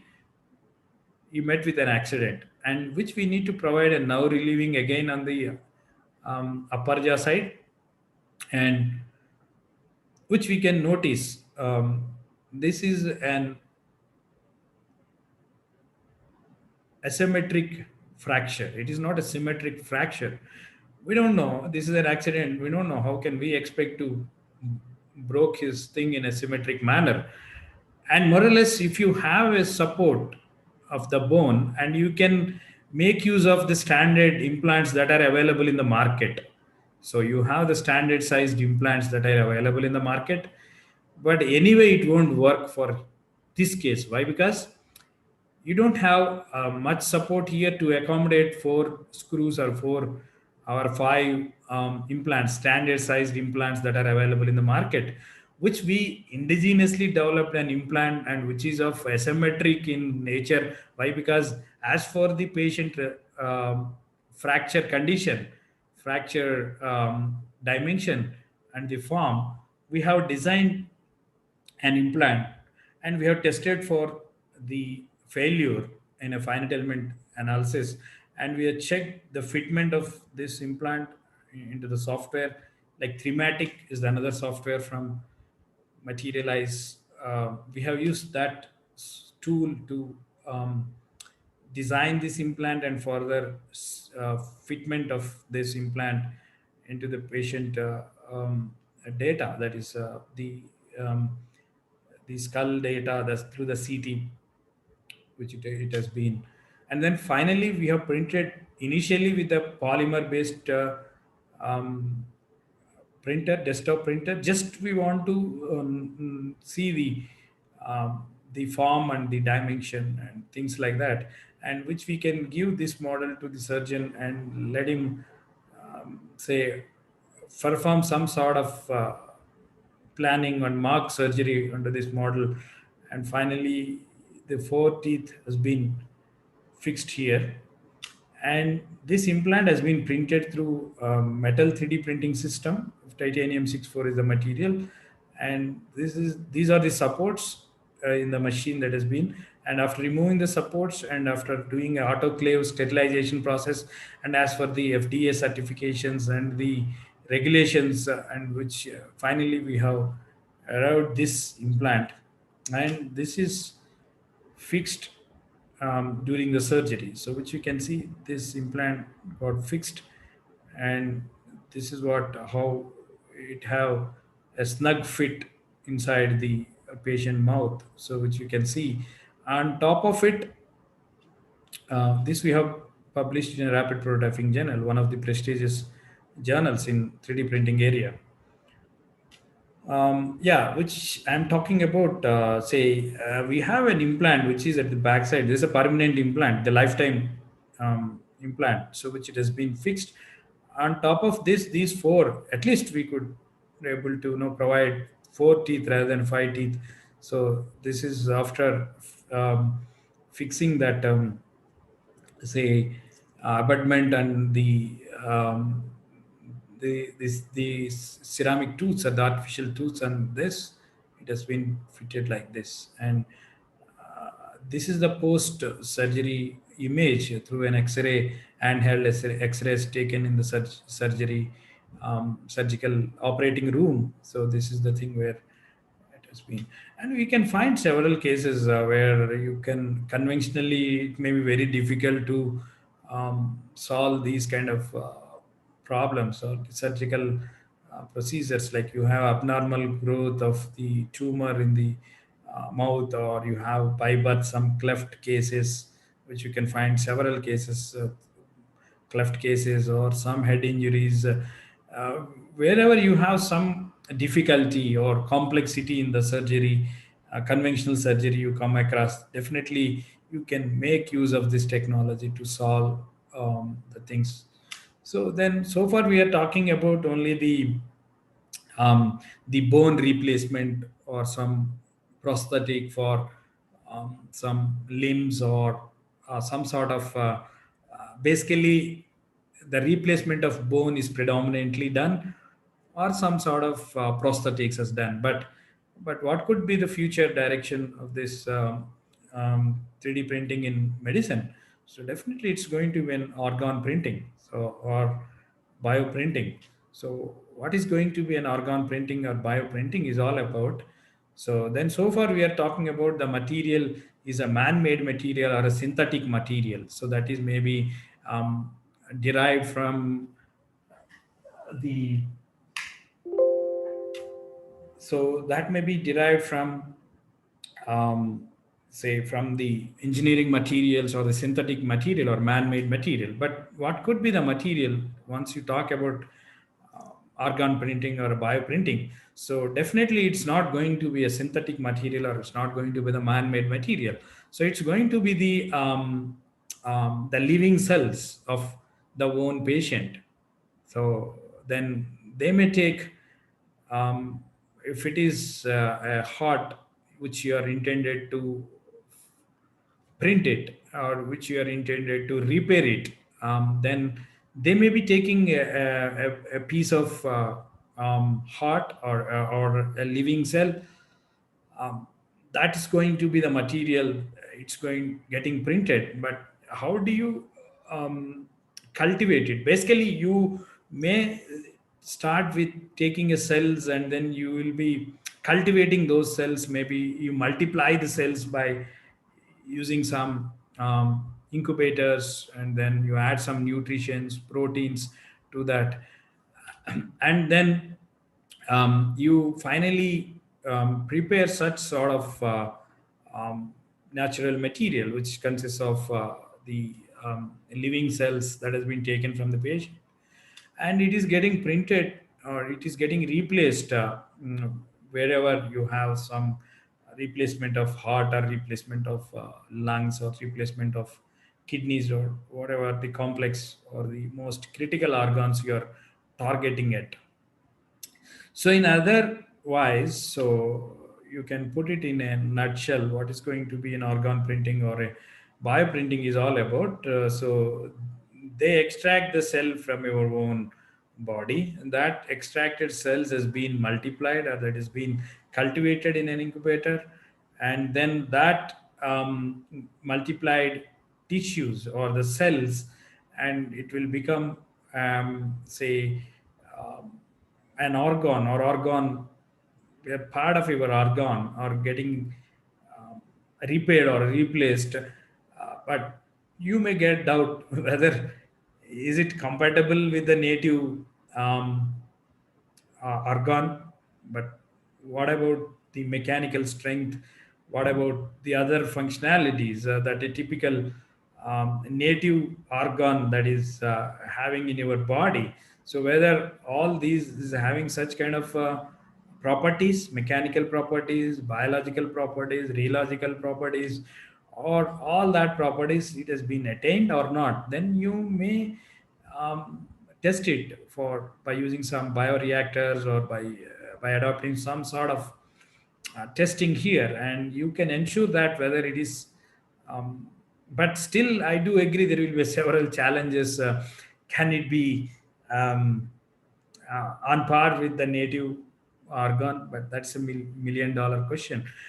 But anyway, so what is the state of art of this kind of organ printing? Then people has already printed a bladder, or regenerated the basically it's a regenerative medicine, right? So in otherwise you can call that as a regenerative medicine. So people has already successfully printed a bladder, successfully printed a skin, successfully printed blood vessels. But I do agree these are less complex organs or the tissues. But definitely, if you are looking for a complex organs like lungs, or a heart, or a liver, or a kidney, so definitely we need to address several challenges. I do agree, but we can find a lot of breakthroughs in this direction. But the time may be the answer for this. Whether you are able to successfully print an organ, can, can it be a some kind of an ATM machine which you can draw the money? But can it be in future? Can it be a kind of sort of organ printer which it can be so printed your um, lungs, or a heart, or a liver, or whatever it is it possible? So maybe the time maybe is the answer for that, which we need to say wait for that. So yeah, I hope before concluding, so let me summarize what I have done for the past 2 hours, almost 10 hours, 10 minutes less 2 hours. So we have been talking about a general medical 3D printing procedure. That's what we started, and the fundamentals of 3D printing, and fundamentals of medical scanning systems or medical image data processing tools, which we thoroughly discussed, and reverse engineering tools we have discussed, and 3D printing data formats like STL, AMF, 3MF, .obj, and other file formats. And we have talked about the importance of the physical models, why you are not compromised with the computer generated models, why you are looking for the physical models, and the how do you develop a medical application of 3D printing, that also we have thoroughly discussed. And we have seen the various application levels of this 3D printing in medicine, like starting with the medical diagnostic model, and the planning models, and the implantation, how we have been using this, and for prosthetic design and fabrication, and sort of designing some implants, or designing the devices for supporting devices like templates, or the guides for assisting the surgery. So we have discussed thoroughly by using these six real-time case studies we have performed with the hospital people, and we have given a future direction of this medical 3D printing as such. And we cannot do, I cannot do, my student cannot do so without the help of these this is basically an interdisciplinary research, right? So where you have we have an excellent collaboration from the hospital side. We have Dr. Shekhar Reddy, and we have Aditya Mohan from Pannia Dental Sciences and Research Center at Hyderabad for oral maxillofacial and craniofacial surgery, surgical data, and the dental cases, which we have collaboration with Dr. P. Mahesh from Narayana Dental College, Nellore. And financial support is highly acknowledged here from DST and SCRP projects, two of the research projects, R&D projects. And last but not the least, you might have seen the our citations in all my slides. So I would highly acknowledge my UG students, PG students, and greatly my PhD scholars who involved uh, during these surgical cases, like six cases I have presented here. So my students are highly acknowledged. You might have seen the citations and the names of the my students. And coming to the facilities which we have, additive manufacturing, 3D printing facilities at NIT Warangal, we have a metal 3D printing machine which it will print in metal components, and we have a polymer 3D printers like Dimension FDM machine, Mojo 3D printer, and we have couple of desktop printers, small printers like Ultimaker 2 Plus, and we have a scanners, AnyScan, SenseScan, and we have muffle furnace short pinning machine for post processing of these printed parts. And we do have software, proprietary software licenses, that is Mimic software for exclusively for medical image processing, data processing, and Magic software for say modifying the STL files and correcting the STL files, and thematic software again for designing the customized implants from the materialized pelsium. And we have a Catalyst software, and we have a 3D expert software for simulation for the metal 3D printing machine. We have a 3D expert software. So yeah, these are some of the facilities we have at NIT Warangal. And if you are interested, you can visit our YouTube channel also. I will be pasting this link in the chat box. So if you are interested, if you are finding some time, so even you can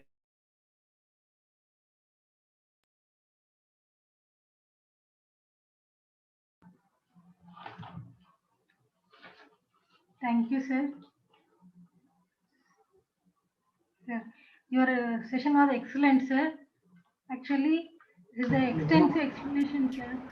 I'm wondering how it is helping the society, sir. Ask for questions, interactive session, Swati. Yes, Ask sir. the participants to interact first, then you can conclude. Yes.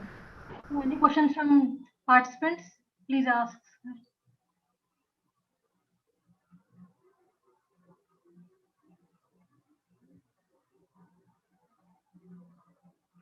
Otherwise, you post in the chat box also.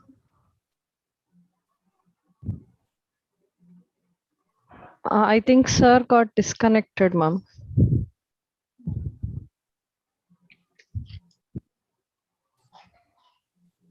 Madam, mute చేయండి madam. Unmute చేయండి madam. Chat box లో questions పెడుతున్నట్టున్నారు. Madam, sir disconnect అయ్యారు madam. అవునా? అవును madam. చూద్దామా 1 minute. Technical ఏమన్నా ఏదైనా.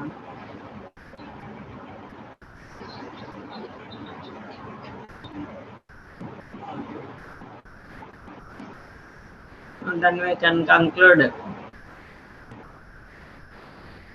Swati Chappamma.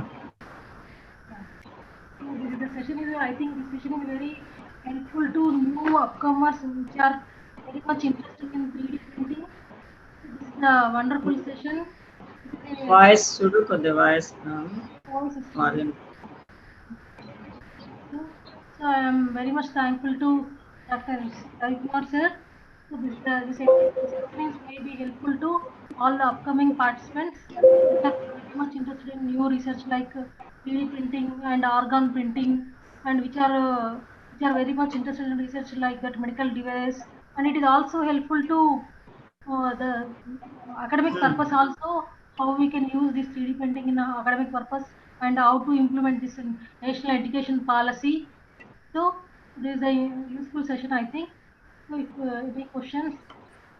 Hello, madam. Sir. Yes, sir. Yeah, actually there was a problem from my side. It was disconnected. Actually, I am logged in through my mobile. Hello. Okay, no problem. Pooja, you can ask that chat box. Yes, ma'am. Sir, there's a question, sir. Is it possible to 3D print dental implant with zirconia and PEEK materials? Yes. The answer is yes. The zirconia is basically a ceramic material. So yeah, some of the, but not all the 3D printers can print in zirconia, but it is possible to print zirconia as the printable material through a binder jetting system, actually, which we don't have right now at our facility, but it is possible. So you can. Is it possible for us to do 3D printing in your laboratory? What will be the cost? That actually, if you see the polymer based printing, it is not that much costly. Like typically, if you want to print a jawbone, say for example, which I have been showing during my presentation. So you have the jawbone. So the jawbone, typically through a polymer printing, just for planning the surgery. So then it is not so costly. So maybe you can spend around say 500 rupees or less than 1,000 rupees also. You can print a jaw model, the jaw lower jaw model for around 1,000 rupees for in polymer based material. But if you want to print some metal implant, but definitely it's going to be costly. So yeah, so that depends. Like if you are looking some polymer services, polymer printing and polymer based models, but it is not that much costly. But still, metal printing is very expensive. Yeah, so we have a range from say 1,000 rupees to maybe 10,000 rupees if it is a metal printing. Yeah, and PEEK is possible. Somebody was asking PEEK. Yeah, PEEK is a polymer based bio material, so we can print the PEEK, yes, with the extrusion based systems. Now it is very much available with the extrusion based systems. Printing PEEK, PMMA is also quite possible to be printed, and zirconia also with the binder jetting system. You can print ceramics also. You can print, even if you're looking for some ceramic biomaterials like maybe some sort of hydroxyapatite, calcium phosphate. You can print them. Yeah, madam. Any other questions, madam? Sir, I have a question, Any sir. metal materials, sir? Any metal we can use? Sir? Yeah. Coming to metals, if you are Well, I looking saw for, pictures of that gold and silver, all those they will implant. No, we need to have that session, that tooth preparations we will discuss in cosmetics. We can print in gold, madam. So 3D printers can print in gold. 3D printers can print in silver. All precious materials can be printed, and titanium is the biocompatible material, as we know that. Magnesium can also be printed. Titanium, stainless steel 316 grade, and cobalt chrome. These are the predominantly used biocompatible metals that is easily 3D printable, like titanium, stainless steel 316, cobalt chrome, magnesium alloys can also be printable. Yes. Sir, about this human organs on chip technology, where many universities have been working around, where the fluid mosaic live cells, where the cells would be pretending live. Are these chips reusable, sir? And how far can we make them feasible in our laboratories, where pharma will be, more excelling towards this technology, and lessen the animals, which we usually do in the lab? Yeah, very good question, madam. Actually, now the turn, whatever you are talking about, in vivo and in vitro test, normally you do in a pharma, you have a big animal and small animal tests, and we do. But here, 3D printing will enable you to have an opportunity.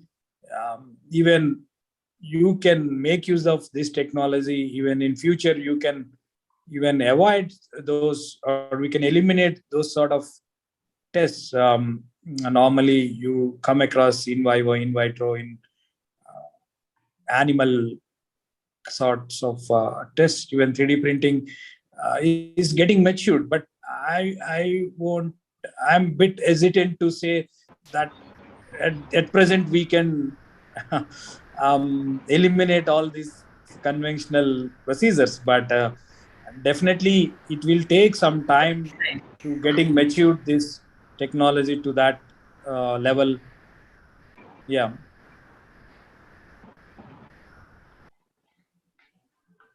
Okay, sir. Thank you. Okay.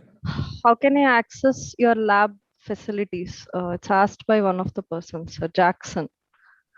Okay. Yeah, you can drop a mail to me.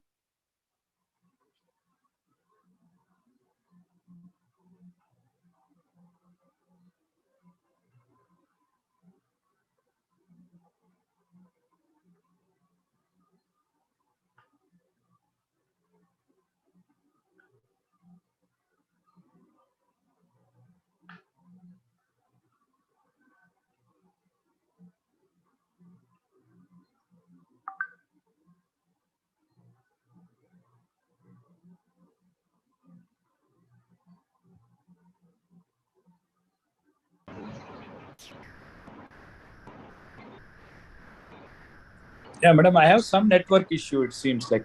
Hello. Yeah, okay. Yeah. Okay, sir. It's argument.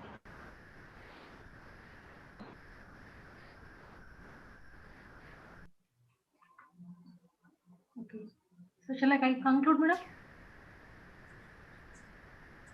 Unmute. Madam, unmute.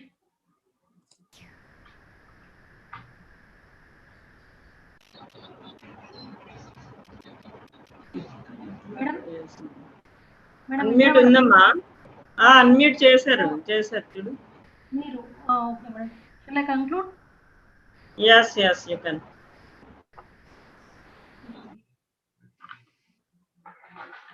So thank you, sir. Thanks for your excellent explanation, and it is an extensive explanation about 3D printing, and it is a fascinated moment to all of us. It is very interesting topic, sir. How it is helpful to society, we are knowing by seeing your slides, sir. So the real-time medical case studies is very interesting topic, sir. We are very much interested in the topic, sir. So this 3D printing is how it is helpful in academics and medical and dental applications. It is explained by extensively, sir. Thank you very much, sir. Thank you. So thank you, sir. Thank you for your extensive explanation, sir. So I thank you very much for being of this time, sir. Thank you, madam. And I would like to thank the Indira madam for giving me this opportunity and the organizers of this event. Thank you very much. Take care. Thank you. Bye-bye. Thank you, sir. Thank you, madam. Thank you. Once again, we will call you any other occasion of our conferences or workshops, particularly on these topics only. Yeah, they are very much interesting topics. I don't know whether I'm odd man or present these young faculty, they should know about all these things so that they will get the idea, they can put their attention towards these directions. Yes, sir. Thank you very much, sir. Thank you, madam. Thank you. Thank you. Bye. Bye. Yeah, tomorrow schedule at 10 o'clock, you just announced. Yes, ma'am. So, and all the one more thing, you tell that there may be a little change post-lunch session. Maybe we should bring forward. Okay, it may be start at 2:15 around. That will announce at the second session that you tell. Okay. Okay. So all the participants kindly assemble back by tomorrow 10 a.m. in the morning for the sessions to resume. And the post-lunch session might be preponed by 15 or 20 minutes, and that will be informed at the end of the morning session. So kindly make a note and join in time, like before 5 to 10 minutes at least, so you won't miss any part of the sessions. So yes, ma'am, shall I ask them to leave, ma'am? Yes, yes. I have a meeting. It's going on. It's meeting. Okay. Yeah. Okay. All of you can leave the session now. Thank you, ma'am.